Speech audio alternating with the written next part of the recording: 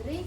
Saya berasal dari Poltekkes Manggis Bengkulu. Di sini saya akan menjelaskan tentang meningkatkan kesadaran generasi muda untuk berperilaku anti koruptif melalui pendidikan anti korupsi. Estimasi waktu minimal kurang lebih dari 10 menit. Untuk materi itu ada 2 materi. Yang pertama, kesadaran generasi muda tentang perannya sebagai agen perubahan dalam pencegahan anti korupsi. Yang kedua itu pentingnya pendidikan anti korupsi dalam menumbuhkan kesadaran hukum generasi muda untuk berperilaku anti koruptif. Baik, di sini saya akan langsung saja menjelaskan tentang materinya itu. Yang pertama itu kesadaran generasi muda tentang perannya sebagai agen perubahan dalam pencegahan anti korupsi. Penjelasannya, generasi muda sangat identik dengan perubahan dan bahkan kerap menjadi motor bagi perubahan itu sendiri. Di Indonesia, peran generasi muda dalam perubahan dapat ditelusuri dalam sejarah kehidupan bagi bangsa Indonesia sendiri, baik itu di era penjajahan maupun di era kemerdekaan. Contohnya di masa penjajahan atau sebelum kemerdekaan, ada gerakan pemuda yang menghantarkan pemuda Indonesia untuk melakukan Sumpah Pemuda yang melibatkan berbagai pemuda dari seluruh Indonesia. Kemudian di masa setelah kemerdekaan ada beberapa gerakan pemuda seperti Angkatan 66, Pemerintahan Indonesia, sampai gerakan pemuda pada Reformasi 1998. Yang kedua itu pentingnya pendidikan anti korupsi dalam menumbuhkan kesadaran hukum generasi muda berperilaku anti koruptif. Penjelasannya, pendidikan anti koruptif tidak dirancang untuk memberantas korupsi, tapi mencegah dengan jalannya melatih orang untuk memiliki kesadaran berperilaku anti koruptif. Pendidikan anti koruptif tidak akan memiliki daya guna jika karakter yang terbentuk masih bukan karakter anti koruptif.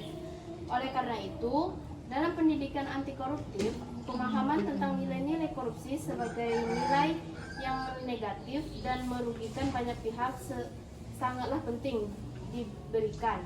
Dengan pemahaman demikian, maka akan terbentuk karakter anti koruptif. Baik, itu saja penjelasan dari saya. Di sini apakah teman-teman ada yang ingin bertanya?